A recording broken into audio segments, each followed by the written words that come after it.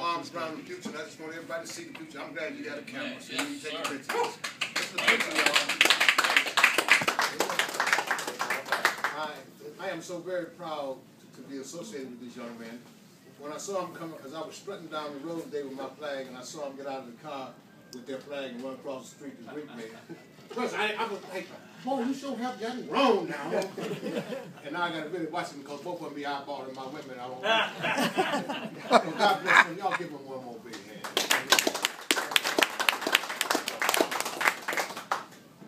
Makes me real proud.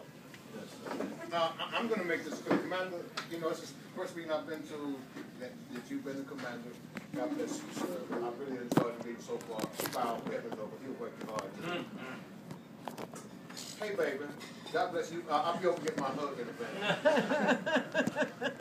I just want to say I am always honored to come to this camp and meet you. This is one of my favorite camps to go to, Commander Rick. And certainly, Commander Rick, I really do hope and pray that you make a commander again. It is always an honor for me to be around leadership that don't just talk about it, they get things done.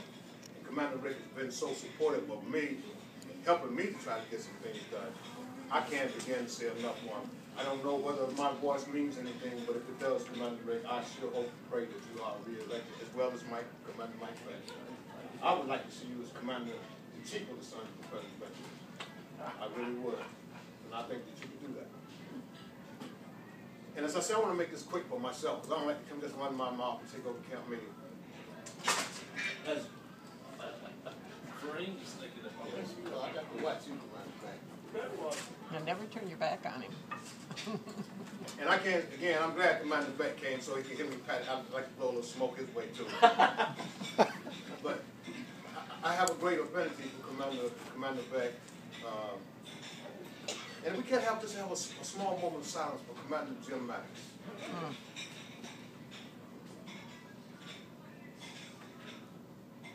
Thank you. All the stripes on my back, all these pip marks, didn't come because I was a slave. It came because of Commander Maddox and Commander Beck. I'm serious. Absolutely. A lot of miles up and down the road. And I am so very proud. I know that Commander Maddox, if he could be here, he would be so very proud of Commander Beck and how he has moved up the SCV, the chain of command. And there were two men that would be, I'd be honored to see as Commander-in-Chief of the entire Southern Bradford-Col would be Commander Morrow or Commander Beck. And I'm not going to forget Kevin and Roy. And Roy, please stand up, Roy. Get yourself up. If I could get one more person like Roy King to support me the way he has, the Yankees would be in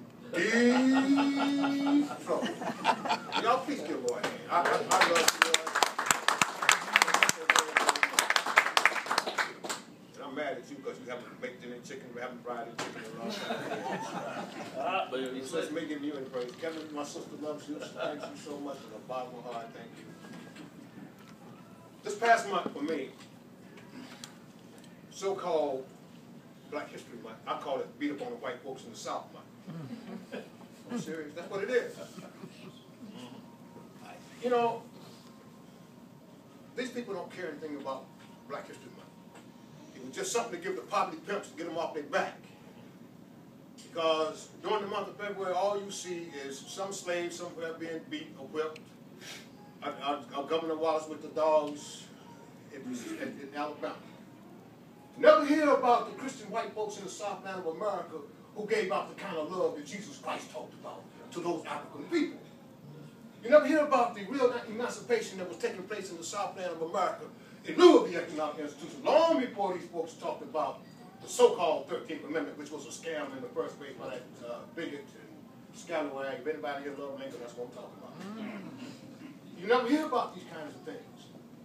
And for me, Commander Beck, to put on the uniform of a Southern soldier this past month and start standing outside the schoolhouses in hopes that they would look out the door and say, my God, there's a black Confederate soldier standing out there. We need to talk to these babies about the part that these men and women played in the war between the states beside a man that he not only called master, but a man he called family and friend. Yes.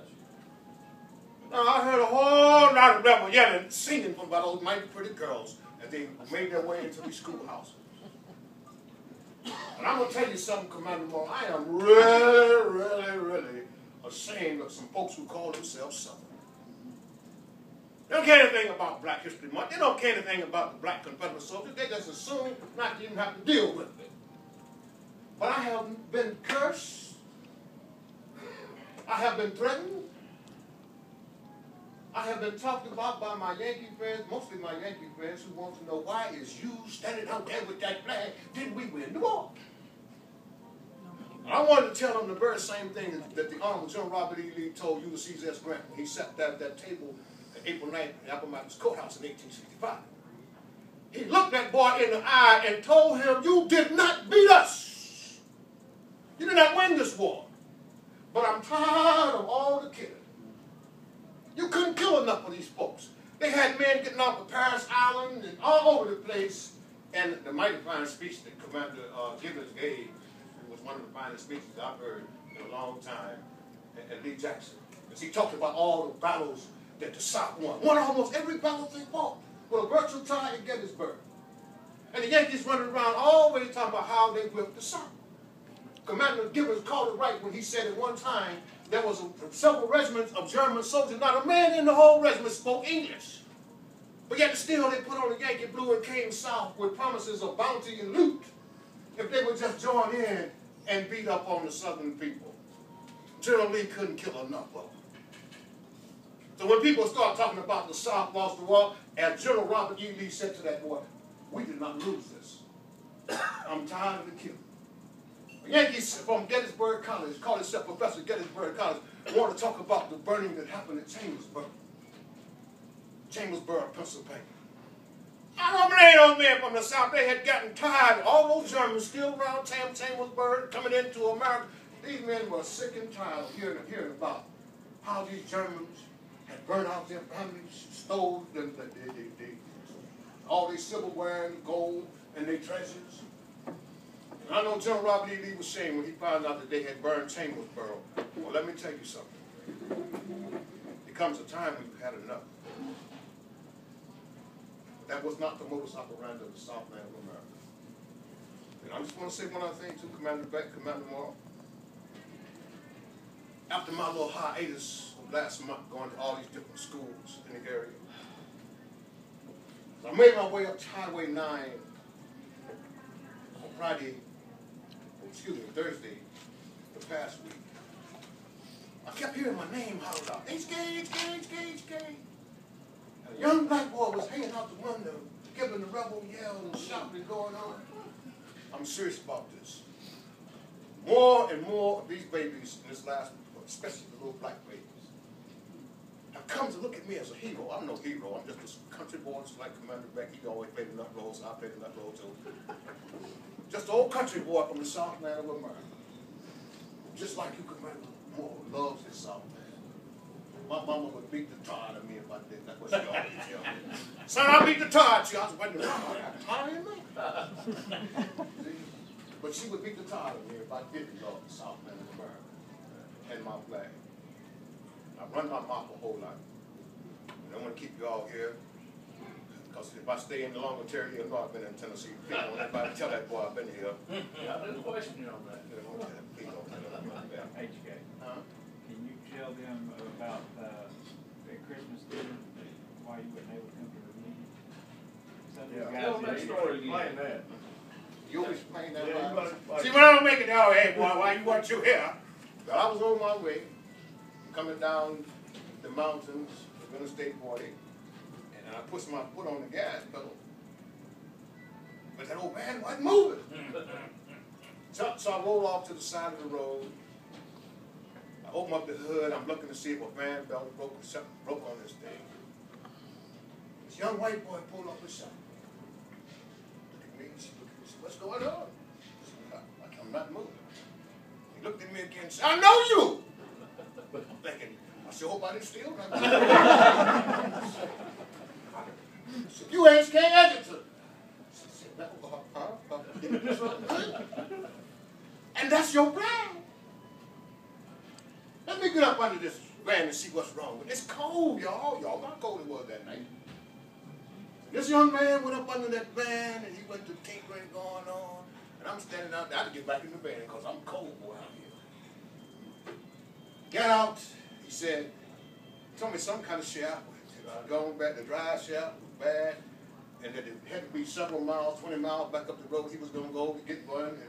And I'm thinking to myself, I only got about $72, you know, for gas fare. I think I had that much money. They had that much money. And he said, that's how much do I need? Don't you worry about that. I'll be back. You want to go with me? So no, I'll stay here with the band.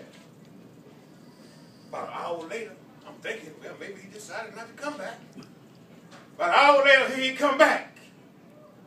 Crawls up under that van, take us some milk, and I'm hearing all this stuff going on around there. I'm thinking to myself, oh, Lord, I'm glad that ain't me. I can go up under there.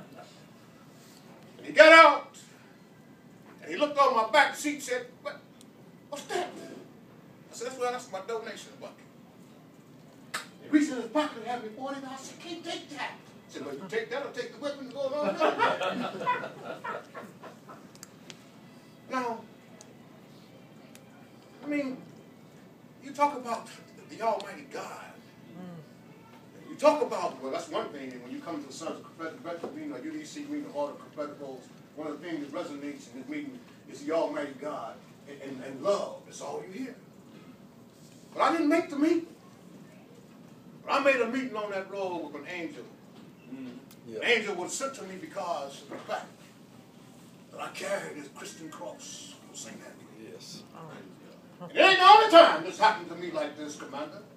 I mean, I walked in a store up on my way to Osceola, Missouri, where Yankee had a young baby boy wanted to do a Black History report on me and did a great big old board, and he took him and another student to carry it into the office, and he took a pair of scissors and cut it up in little bitty pieces on the floor and said, we ain't going to have nobody around here talking about that boy carrying that flag. Of course, it didn't take me long to get to Osceola. But I went into a gas station, and I was driving